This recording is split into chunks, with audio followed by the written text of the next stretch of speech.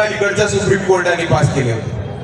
पहिला निकाल जो होता तो होता की SC आणि STच्या आरक्षणामध्ये आपण क्रीमी लेअर लावणार.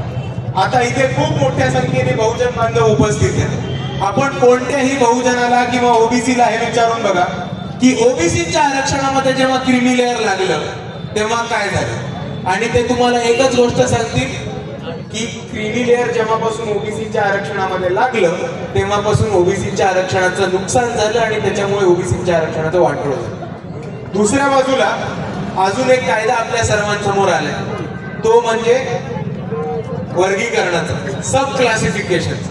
SC आणि STच्या ऍक्ट मध्ये जेव्हा तुम्ही सब क्लासिफिकेशन करता किंवा तुम्ही जेव्हा वर्ग करता, तुम्ही इकडच्या दलितांना इकडच्या आदिवासींना वेगवेगळ्या वर्गामध्ये विभागण्याचं काम करता. आणि ते एकदा तुम्ही विभागलं की मग इकडे दलितांमध्ये आदिवासींमध्ये भांडणं लागली की मग तुम्ही संविधानाच्या आरक्षणामध्ये खाचे आणि फाटे फोडून संविधानामधलं आरक्षण बंद करायची प्रक्रिया चालू करा. पहिली गोष्ट म्हणजे संविधानामध्ये बाबासाहेबांनी आपल्याला जे आरक्षण दिलं होतं त्याचे दोन निकष होते. पहिला होता शैक्षणिक आणि दुसरा होता सामाजिक. आर्थिक निकषावरती कुठेही आपल्याला आरक्षण मिळत नव्हतं, आणि जेव्हा तुम्ही ही क्रीमी लेअरचा मुद्दा घेऊन घुसायचा प्रयत्न करता तेव्हा तुम्ही बाबासाहेबांच्या संविधानाचं उल्लंघन करता. आणि म्हणून मी आपल्या सर्वांसमोर मांडतो की ही लढाई पक्षाच्या पातळीवरती नाही लढली जाणार आहे, ही लढाई लढली जाणार आहे जातीच्या पातळीवर. कारण ही लढाई आहे आपलं आरक्षण वाचवण्यासाठी. कारण या महाराष्ट्रामध्ये असा एकच पक्ष आहे जो ठामपणे भूमिका घेऊन उभा राहतो की इकडच्या बहुजनांचा असू देत, SCचा असू देत, STचा असू देत, वंचित बहुजन आघाडी कोणत्याही आरक्षणाला हात लागू देणार नाही. ही भूमिका घेऊन वंचित बहुजन आघाडी. पण तुम्ही एक गोष्ट समजून घ्या, आपल्या सर्वांना माहिती आहे की राहुल गांधींनी छोट्या लाल कलरचं एक संविधान दाखवलं होतं आणि सर्वांचा दिल बह गया. आपण सर्व त्या जुमल्यामध्ये फसून गेलो. आता तुम्ही मला सांगा, संविधान जसंच्या तसं ठेवलं पण त्याच्यामधलं आरक्षणाचा जर कलम फाडून टाकलं तर ते आपल्याला चालणार आहे का? जर आरक्षण संपलं तर ते आपल्याला परवडणार आहे का? आता तुम्हा सर्वांना माहिती की आपण इथपर्यंत पोहोचलोय. आपल्यामध्ये कितीतरी मोठे लोक आले, आपल्या बरोबर एक शिकलेल्या डबल MBBS असलेल्या डॉक्टर हे आपल्या उमेदवार म्हणून आहे. कितीतरी आपल्या समाजातली SC ST OBC मधली शिकून सवरून पुढे गेली, परदेशी शिक्षणासाठी गेली, परदेशी सेटल झाली, चांगले पैसे कमवतात, मोठ्या मोठ्या कंपनीमध्ये चांगल्या पदावरती आहे. तर हे तिथपर्यंत कशामुळे पोहोचू शकले? कारण आपल्याला बाबासाहेबांनी संविधानामध्ये आरक्षणाची तरतूद करून दिली आणि आता हे आरक्षण संपवायला निघाले. आपल्या विकासाची, आपल्या तरक्कीची जी शिडी होती त्या शिडीला हे प्रास्ताविक लाथ मारायला निघाले. मित्रांनो लक्षात ठेवा, आपण नुसता एकदा विचार करा की जर आरक्षण संपलं तर राहुल गांधींना काय फरक पडणार आहे का? शरद पवारांची प्रॉपर्टी कमी होणार आहे का? शरद पवारांच्या कुटुंबाला थोडा तरी धक्का लागणार आहे? उद्धव ठाकरे किंवा आदित्य ठाकरेंचं काहीतरी वाईट होणार आहे का? फरक कोणाला बसणार आहे? फटका कोणाला बसणार आहे? आणि आता मग ही आपली जबाबदारी आहे की जर तो फटका आपल्याला बसत असेल तर कोणी आपल्यासाठी लढेल, कोणी आपल्याला वाचवेल, या भूमिकेमध्ये न जाता आपणच स्वतःहून वंचित बहुजन, आदिवासी, दलित, मुसलमान म्हणून या लढाईमध्ये उतरलं पाहिजे आणि आपण सर्वांनी आपल्या आरक्षणाची रक्षण केली पाहिजे. कारण मित्रांनो समजून घ्या, आपण इथपर्यंत पोहोचलोय तर त्या आरक्षणाच्या जीवावर पोहोचलोय, आरक्षणाच्या मुद्द्यावरती पोहोचलोय आणि आता हे आपलं कर्तव्य, आता ही आपली जबाबदारी आहे की कोणत्याही परिस्थितीत आपल्याला उद्याच्या पिढीसाठी, आपल्या लेकरां बाळांसाठी आरक्षण वाचवून ठेवायचंय म्हणजे वाचवून ठेवायचंय. आणि हेच म्हणत असताना आपण सर्वांनी एक गोष्ट समजून घेतली पाहिजे की या महाराष्ट्रामध्ये एक मोठी चळवळ उभी राहिली. एक मोठी चळवळ उभी राहिली जरांगे पाटलांची. त्यांचं म्हणणं होतं की ते मराठ्यांना आरक्षण पाहिजे. आम्ही पाठिंबा दिला, इकडच्या रयतेच्या मराठ्याला, गरीब मराठ्याला आरक्षण मिळालं पाहिजे. पण जेव्हा जरांगे पाटलांनी ही भूमिका घेतली की आम्हाला आरक्षण पाहिजे आणि पाहिजे ते फक्त ओबीसीच्या ताटामधनं आणि इकडच्या कुंड्यांच्या कोट्यामधनं, वंचित बहुजन आघाडीने ही भूमिका स्पष्ट केली की आम्ही ओबीसीच्या आरक्षणाला धक्का लागू देणार नाही आणि म्हणून आम्ही वेगळं ताट ठेवू, मराठ्यांचं वेगळं ताट राहील आणि इकडच्या बहुजनांचं ओबीसीचं वेगळं ताट. पण तुम्ही ताटाचा जरा विचार केला तर ताटापेक्षा इकडे मोठा खेळ चालू आहे आणि तो म्हणजे या दोन पक्ष जे आहेत महाविकास आघाडी आणि महायुती, या दोघांनी या महाराष्ट्रामध्ये मराठ्यांची खानावळ उभी करून ठेवली. समजून घ्या, या दोन लोकांनी मराठ्यांची खानावळ उघडून ठेवली. एक मराठ्यांची खानावळ चालवतात एकनाथ शिंदे आणि त्यांचे उपरे आहेत देवेंद्र फडणवीस. दुसरी मराठ्यांची खानावळ चालवतात शरद पवार आणि त्यांचे उपरे आहेत उद्धव बाळासाहेब ठाकरे. पण आपण इतके वर्ष मराठ्यांच्या खानावळीमध्ये थांबलो, इतके वर्ष आपण मराठ्यांच्या खानावळीमध्ये थांबलो, आपल्या ताटात काही पडलं का? आपल्याला जेवायला मिळालं का? इतके वर्ष मराठ्यांच्या खानावळीमध्ये आपण लाईन लावून उभे होतो, तरी इकडचा वंचित, इकडचा बहुजन, इकडचा मुसलमान, इकडचा आदिवासी, इकडचा दलित हा उपाशीच पोटात राहायला गेला. आणि म्हणून आता मी आपल्या सर्वांना पण एक म्हणतो की आता आपण ह्यांच्या खानावळीमध्ये लाईन लावायचं बंद करू आणि ह्यांच्या खानावळीपेक्षा एक मोठी खानावळ ही वंचितांची, ओबीसीची उघडू. आणि आपण समजून घ्या, वंचितांच्या खानावळीमध्ये आपलंच ताट, आपलंच जेवण, आपलाच वाढपी, आपलाच आचारी, आपली चूल, आपलंच मटण आणि बोकड सुद्धा आपलं.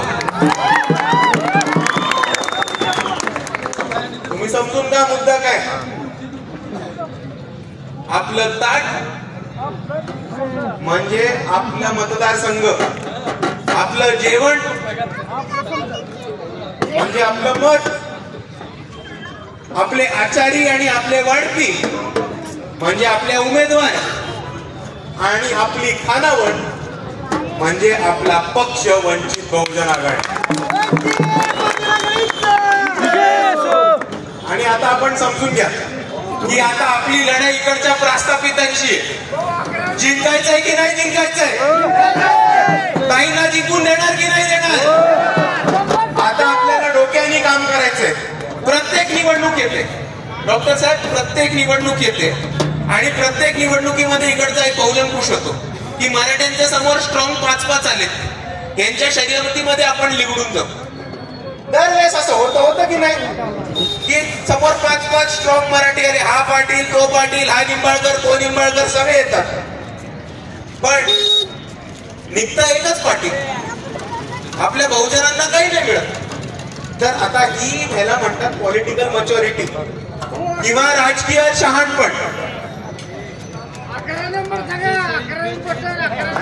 मामा तुम्ही सांगितलं, माझी सांगायची काही गरज नाही. आता आपण समजून घ्या, यांच्यामध्ये पॉलिटिकल मॅच्युरिटी असते की 5-5 स्ट्रॉंग मराठा जरी उभे राहिले तरी रातोरात सर्व बसतात आणि ठरवतात कोणाला चालवायचं, कोणाला काढायचं. आणि आता या इकडच्या मराठ्यांना आपल्याला सांगायची वेळ आलेली की पॉलिटिकल मॅच्युरिटी, राजकीय शहाणपण हे इकडच्या बहुजनांमध्ये सुद्धा आलंय. आणि आमचं ठरलंय की तुळजापूर मध्ये फक्त डॉक्टर स्नेहाताईच चालणार. आणि याच्यासाठी आपल्या सर्वांना एकत्र येऊन काम करायची गरज आहे. आपल्या सर्वांना बहुजनांची एकता आणि बहुजनांची ताकद दाखवायची गरज आहे. जितके मोठे छोटे बहुजन गट असतील, वंचितातले घटक असतील, मायक्रो ओबीसी असतील, साळी माळी देळी कुंभार, चर्मदार मातंग बौद्ध, कैकाडी घिसाडी कोलाटी निर्माळी, या सर्वांची पारधी, या सर्वांची एक मूठ बांधून आपल्याला वंचितांचा गड बांधायचा आहे आणि कोणत्याही परिस्थितीमध्ये या निवडणुकीमध्ये जिंकायचंय म्हणजे जिंकायचंय. आणि आपण सर्व बघता की डॉक्टर ताईंच्या मागे मोठी मोठी वंचितांची एक मूठ जमलेली आहे, मोठी वंचितांची मूठ जमलेली आहे. आणि डॉक्टर ताईंची सीट लागणार म्हणजे लागणार अशी परिस्थिती आलेली आहे. पण याच्यामुळे एक गोष्ट झाली इकडच्या प्रस्थापितांची फाटली.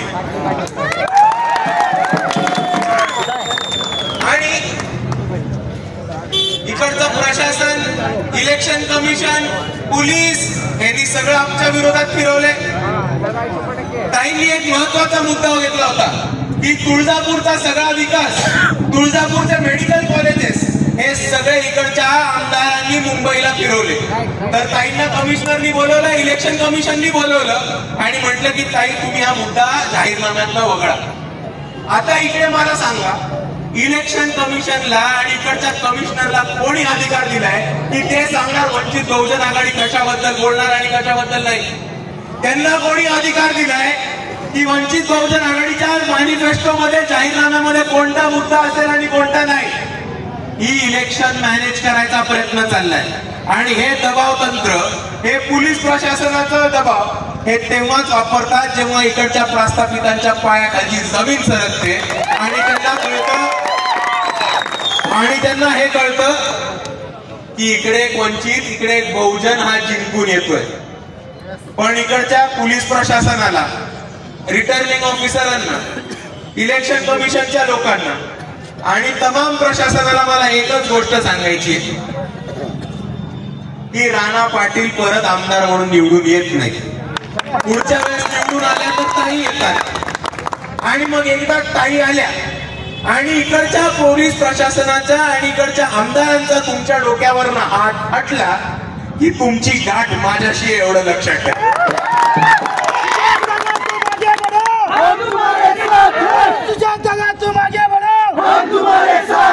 बघा, तुम्हाला वाटत असेल की हा नुसताच बोलतो ताई येते, ताई जिंकते, प्रस्थापितांची फाटली, पण एक गोष्ट तुम्ही समजून बघा की आपले जे आमदार आहेत ते 40 वर्षांपासून त्यांच्याच घराण्यामध्ये सत्ता आहे की नाही आहे? पण पहिल्यांदा यावेळेस आपण त्या पाटलांना पाटलांच्या वाड्याच्या बाहेर बघितलेले.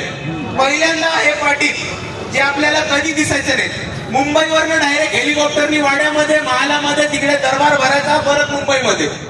हे आता आपल्याला आपल्या ताड्यांमध्ये दिसतात, पाड्यांवरती दिसतात, तांड्यांवरती दिसतात, मुसलमानांच्या मोहल्ल्यांमध्ये दिसतात, दलितांच्या वस्त्यांमध्ये दिसतात. कुठे दिसतात? मेंढरवाड्यामध्ये दिसायला लागतात. आणि ह्याच्यामुळे आता आपण एक समजून घ्या की ताईंनी नुसतं ह्यांचा घाम नाही काढलेला आहे, तर ह्यांना घरोघरी पळायची परिस्थिती ही इकडे ताईंनी उभी करून ठेवलेली.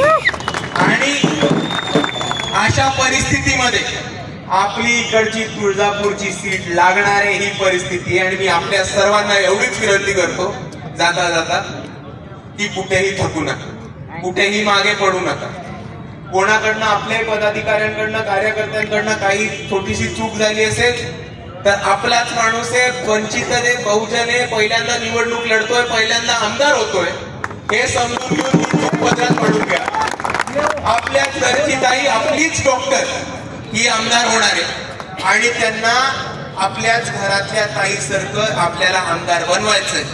आणि म्हणून मी आपल्या सर्वांना म्हणतो की हा जो जोश दाखवलाय, हा जो ताकद दाखवली, हा जो उत्साह दाखवलाय, तो कोणत्या